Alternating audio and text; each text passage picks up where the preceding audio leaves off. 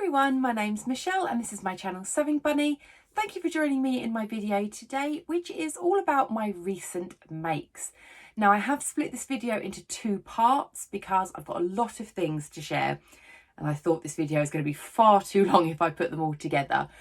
So I thought I would split it into two. So this is part one and then obviously part two will come hopefully next week for you. So part one is going to be everything that I made during October, November time. So part two will be what I made in December, because I did make quite a few things in December. Before I get going, I will just let you know I am wearing a Me Made. This is the Laundry Day tee by Love Notions. I made it in the tunic length in this lovely cheetah print jersey. Just a lovely cozy t-shirt, and I made it in sort of like a half length sort of sleeve. Okay, so let's get going with what I want to share with you today. I think there's about 9 items, I think. And I'm going to start off with some quilts. And that is because when I had my little break from sewing, when I was wanting to get back into it, I was kind of thinking, oh, what garments should I make? And I was just procrastinating in my mind about what I should do. And I just thought, you know what, let's just do some quilts. I have mentioned in quite a few of my videos before, but if you don't know, I do some charity quilt sewing for Cats Protection, where I make lap quilts and little quilts that go in the little beds when they're waiting to be rehomed. And the lap quilts they can sell when they have raffles or when they rehome a cat, etc. So I do quite like doing those. I find it extremely therapeutic doing these cat quilts because there is no pressure to make them look perfect. I can use whatever scraps I've got, or if there's some like fun novelty prints that I want to use. It doesn't matter if they don't necessarily match amazingly, if there's a little bit of wobbly stitching, etc. The cats really aren't going to mind. So I really like doing them just because it's nice straight lines, very, very, very simple quilts. And I made a lot of them. I can't remember exactly how many I made, but I will pop down here how many it was because I need to count the photos that I made. But I did make a lot of the big lap quilts. I think I made more of those. And then I did make quite a lot of the smaller ones that go into the little cat beds. And I will insert a picture here of the, what I say is the stack of the picture that before I sent them all off. Because I've got a friend that works for the charity, so I see her reasonably often, so I just bought a massive box over to her house and said, there you go, you can take those to work. Yeah, I really enjoyed doing those. What I will do is I'm not going to show you all individually right now because otherwise we'll be here all day. But what I will do is, if you are interested in seeing some of the designs that I sort of put together for the cat quilts, at the end of the video, I will just do a little montage of all of the quilts. So if you are interested, you can see that. So that kept me busy making those. I really, really enjoyed it. As I said, I found them so therapeutic to make. And then after I made all of the charity quilts, I decided to make a quilt for my lovely cats because I have got a lap quilt that I made, which was one of like the first ones that I ever made. I love it, but I wanted to make them a quilt that sits in their little cat bed. So we've got like one of those cat trees and it's got 2 beds that we've got sitting next to each other, and they both like to sit in these little beds together. But I was finding that that sort of fluffy material that those cat trees and things are made of, their fluff and everything just sticks to it so much and it's so difficult to clean that I thought if I make a lovely little quilt that goes over the top, and then that's so easy to then remove and then, you know, kind of brush it down, pop it in the washing machine and, you know, it's going to be lovely. So that's what I did. So this is what I made. So I have taken it out of their cat tree. So I'll have to do without it just for the time being. And yeah, it's made out of these squares of this lovely cat design. I got this from a fabric shop that unfortunately has closed down now. And I'm not sure if you can get these fat quarters anywhere, but it was a pack of 5 fat quarters. And you can probably see if I open it out, It is reasonably sort of long, not necessarily very wide, because as I say, I wanted it to go over the 2 cat beds. And then on the reverse, of course, a lovely fun print, paw print. And this I got from Pound Fabrics. I don't think they do this colourway anymore. I think they've got a red colourway that they've still got, but not this white one, unfortunately. But I know you can still pick up this white one if you kind of search around. But yeah, I love it, and it is so easy to clean. Honestly, I can't tell you. It's so much easier. All I do is once a week is I take this off, and I've got one of those sort of like rollers, those lint rollers, and I just run it over, and it takes up all of the cat fluff, and then so it means I don't barely have to wash it at all. So I really like this one, and of course the cats love it too. Misty, my black cat, spent a long time helping me make this by sitting on all of the pieces when I was trying to get it sewn together. So yeah, she loves it, and I'm really happy with that one. And then still sticking on quilts, I then made my mum a quilt. Now this was just a little quilt that I made to sit at the bottom of her bed.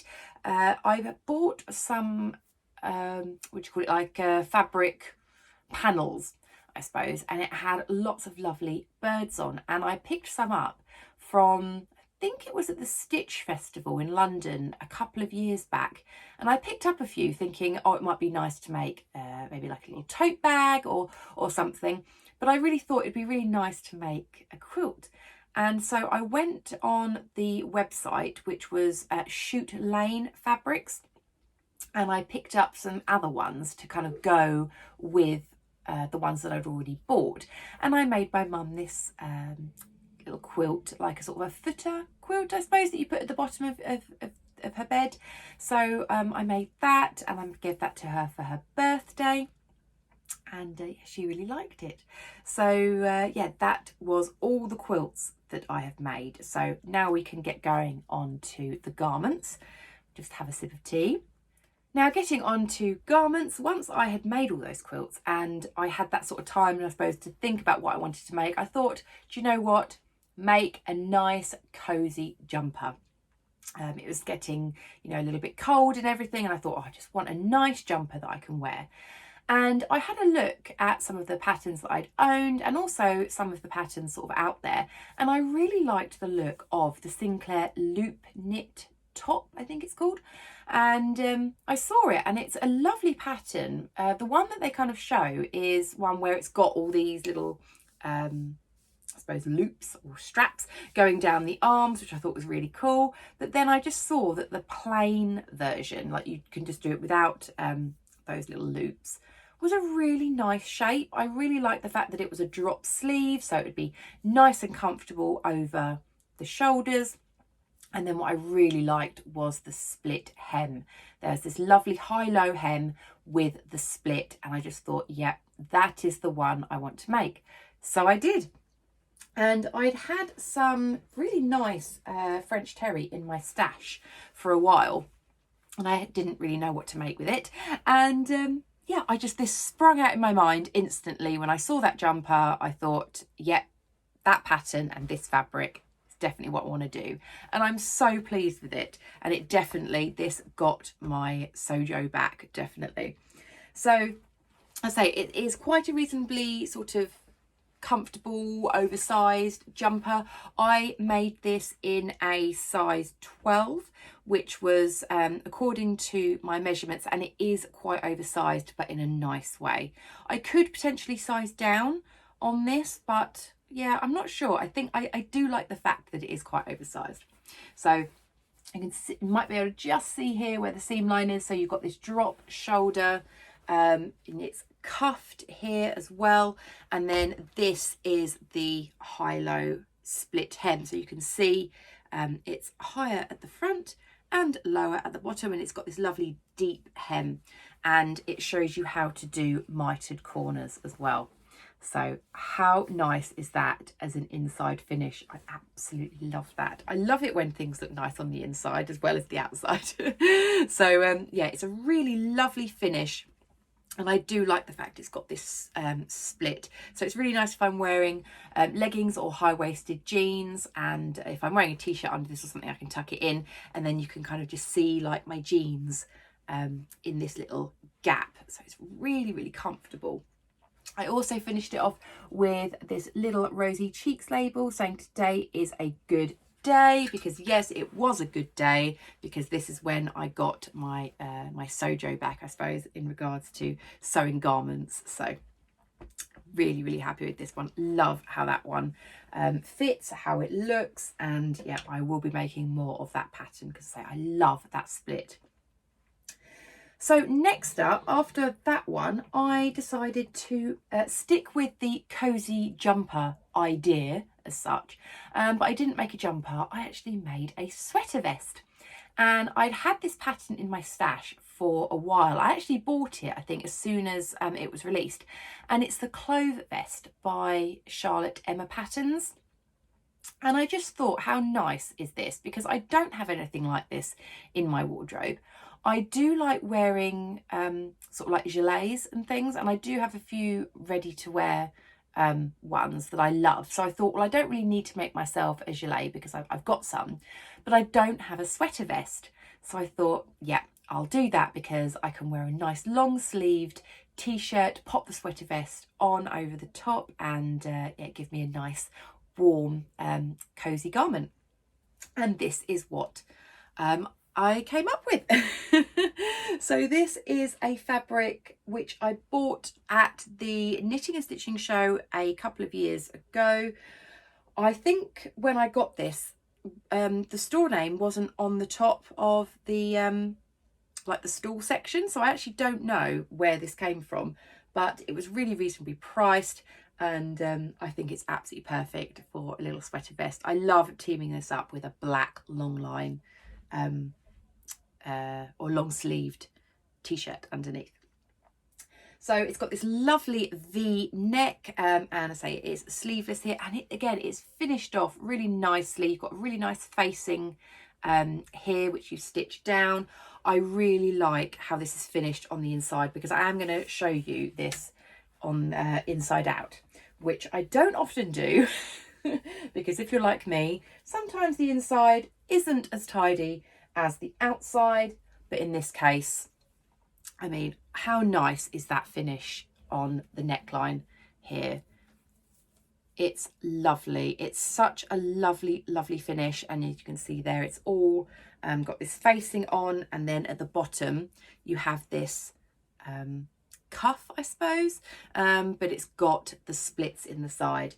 It's so nice, and Charlotte's instructions are great for it, so I didn't struggle really at any point with it. She explains it really well how to do this V-neck. I have struggled in the past doing V-necks, but I found her instructions really, really nice. So I'm really pleased with it. I love it. As I say, it's got these little splits either side. So again, a little bit like the loop top. I really like the fact it's got that little split, because it just makes it really comfortable over your waist and hips. And I made this in a size 16, which I think was ever so slightly above my measurements, but I deliberately made it like that because I knew it was going to be a layering piece, and I did want it to be a little bit loose. I didn't want it to be tight in any way, and I'm so pleased with it. I'm glad that I did make the size 16, because I think it's absolutely perfect and I love how it fits.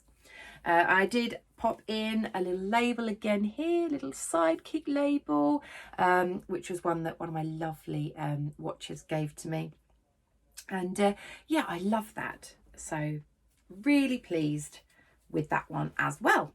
Next up, again, I'm sticking with the cozy theme.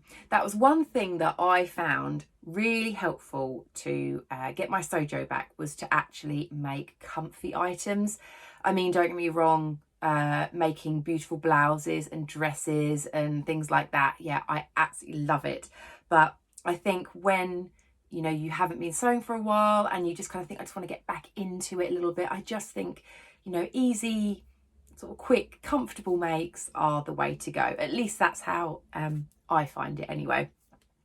So next up, I made a pair of pajamas and that was mainly because I kept seeing this fabric in my stash.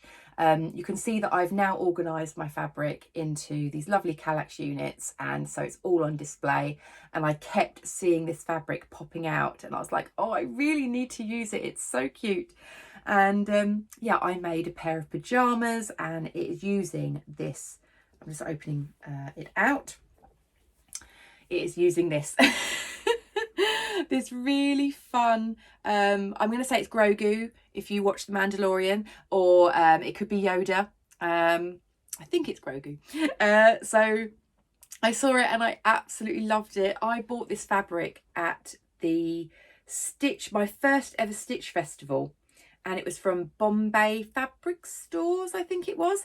And it is a poly jersey, but it is a brushed poly. It's so soft. It's not really going to probably show on the screen, but it is so soft. And yeah, I don't mind a poly jersey, especially like a brushed poly jersey, because I find it really nice and warm. I find I don't get too hot in it, but I completely understand some people would. But I absolutely love it. And I made the pajama top from the Grainline Studio Hemlock tee. So I made this in a size 8, which is a nice fit for me. It's, I mean, the whole concept of the t-shirt anyway is to be a bit oversized, but I thought it was perfect for the top part of the pajamas. And then the bottoms. So I made the Tilly and the Buttons Saphir trousers from her book Make It Simple. And what I did on these is I extended them. So in the book, they're meant to be like a 3/4 leg, but I added 8 inches onto the bottom to make a nice wide leg pajama bottom. And the only thing I did with these as well is I didn't do the waistband as per the instructions. I made the waistband as per the Juno pajamas from the same book. So all it is the Sapphire ones have a elastic that you thread through, and then you have a nice flat front, because obviously they're meant for sort of trousers to wear sort of out and about, so you have a nice flat front. Whereas the Junos is you sew the elastic to the fabric by sort of pulling the elastic to fit, and then you simply roll the elastic over and then sew it down that way. So I just found that was a lot better to do it that way, and they fit really, really well. I did finish off the pajamas with labels. So these lovely little space theme labels, these planet ones, which I thought was perfect for the fabric, obviously being Star Wars or Mandalorian themed. There we go, this is the top, so I put them both in there, and these are from the Specky Seamstress. I love her labels, they're so fun. So I thought that was absolutely perfect, especially them having the little bit of orange in there to go with the little like sort of rice balls and sweeties and things. That I presume that's a rice thing, I'm guessing, or is it like a, I'm not sure, some form of little sweet or something like that. But yeah, really, really like those. Next up, let's share something which I'm actually not 100% convinced I'm going to keep. So once I'd made the hemlock tee from for the pajamas, I thought, oh, do you know what, I'll use that hemlock tee pattern to make myself a top. And I was thinking, oh, well, you know, I'd probably want maybe a top that I can wear that's sort of, you know, when you go out in the evening, but you don't want to look too sort of over the top, but you want to wear something that's just really nice to wear with a pair of jeans and trainers, but something maybe a little bit fun. And I had this foil print or foil jersey in my stash, which was from Fabric Godmother, and I knew that it would just be perfect for a plain t-shirt. However, now that I've made it up, I'm just not 100% sure, because as you can see, it's very, very shiny. And of course, I knew it's a foil print, it's going to be shiny. But personally, I find with this one, I think where the shiny bits really hit is the curves. And I'm just not sure it's quite me. And I do find that this is quite, can you see, it is quite creasy. And of course you can't iron it because it's foil. So I mean, I could potentially try and iron it, but I just, no, I don't want to. But anyway, I did make it up, and it's okay. It's okay. It was a bit of a pain to sew, I'm not going to lie. This foil texture, see, going through the sewing machine was very grippy, and the inside, I'm not sure if you can see, it's quite shiny, was very slippery. So having grippy and slippery at the same time going through the sewing machine was a bit fun. And yeah, I'm just not 100% on it. I did make a little boo-boo at the very front. You can barely see it, but you know what we're like. We're always going to point out our mistakes. This little bit here you can see is a bit thinner than the rest of the neckband, and that is because I caught on the overlocker when I was going round, because again, the grippy slippiness, and yeah, I just kind of caught it a little bit low there, so it's a lot sort of narrower there, but okay. You wouldn't have been able to see it, I'm sure, unless I pointed it out. Also, because of the way this fabric was, I knew that I could not hem anything because it would go wibbly wobbly and scrunchy. So all I did was keep the edges clean cut, and I did that by using my rotary cutter.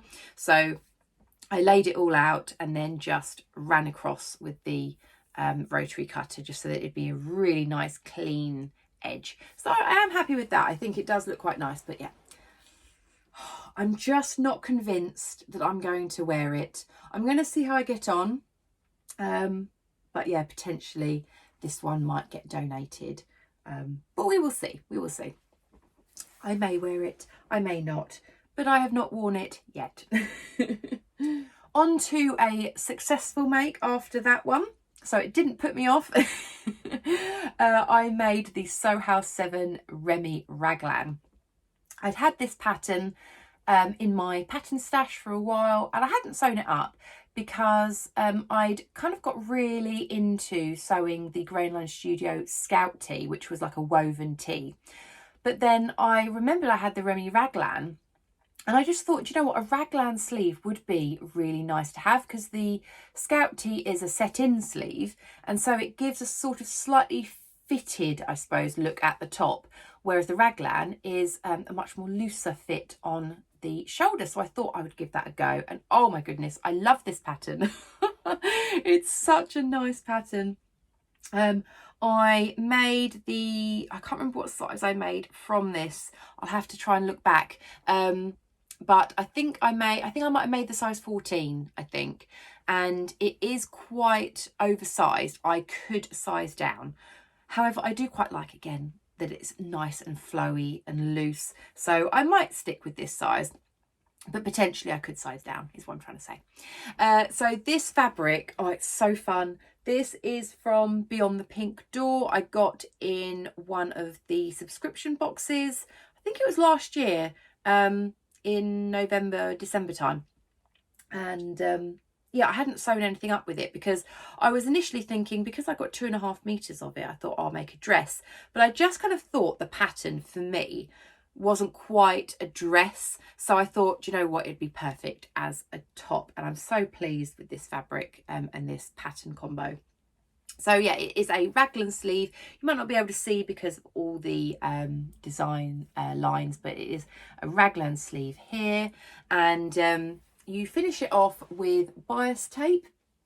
You can either use the fabric, or I always like to use the Specky Seamstress bias tape. So I used this lovely sewing machine one, which I thought went really well with this purple. And then this is a label that I got in one of my So Hayley Jane boxes, which is from What Vicky Makes, which is Pattern Princess. So I thought that was good because of how bold the pattern is. So yeah, I really do like this one. Some of the pictures I'm sharing, just kind of showing how I wear it. So you can leave it loose. So I just hemmed the bottom here. Now in the pattern instructions, it does say to roll it up twice and then sort of stitch it in place. But I actually quite like just the fact that it's hemmed and the slightly longer sleeve. I just think it looks quite nice, but you can roll it up, which I have done. And also I like to wear it with a long sleeved t-shirt underneath as well, for when it is obviously this slightly colder weather, but then I can wear this in the spring, summertime. And this is a viscose, so it's lovely, flowy and lightweight. It's really, really nice fabric. So yeah, that was a win. And so the last garment that I'm going to share with you on this video is the Lenox top dress, which is from Love Notions. And I've made this pattern before. I made a long dress, which I think I might have done a sew along for. Potentially, I think I did. And I decided to make it as a t-shirt, because when I made the dress, I made it in this lovely viscose jersey. And I loved how it fitted and how it flowed, but I really did want to make it as a t-shirt. And I thought if I'm going to do it as a t-shirt, I thought I would actually use a cotton jersey. And I had this fabric in my stash.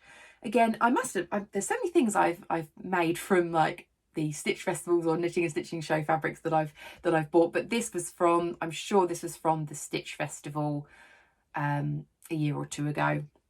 Again, I can't remember exactly. And I think the fabric was from Dots and Stripes, I think. Anyway, it's this one. I love this fabric. It's so pretty. It's this real sort of like grey minty colour like background with these beautiful lilies on. I love this print. It's so, so pretty. So I thought it would be perfect for this top, because I love the neckline of this top. It's like this slight sweetheart neckline, and then it's got like these almost like sort of like a part of a square neckline, how it joins up. And I love this t-shirt because even though it is a t-shirt, it's got details in it. And this is what I love about t-shirts, which have a bit more detail. So you've got this sweetheart neckline that's got the band, and then you've got this band coming across here, and then it has got, you probably won't be able to tell, but it's got princess seams, and you top stitch the princess seams. I'm not sure if you'll be able to see my top stitching just there. And so it gives it a lovely, lovely fit. I absolutely love this t-shirt, can you tell? And I made the, again, slightly longer short sleeve, so sort of a little bit shorter than this one. I think it comes up to more like sort of here. But yeah, it's a lovely t-shirt, and I made this in the size large, which is the same size that I made my dress version in, and it fits me perfectly. It fits really nicely across the top, but it's quite nice and loose over the waist and hips, which is what I love in a t-shirt. I don't want anything clingy.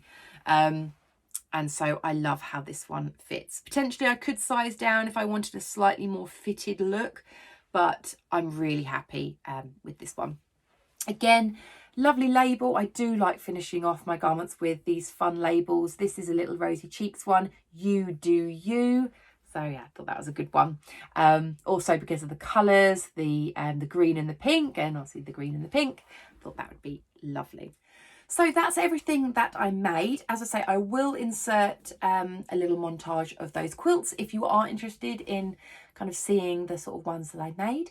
But yeah, I will see you next time in part 2. If you did like the video, then please do give me a like. And if you haven't subscribed already, it would be lovely to have you following along with me.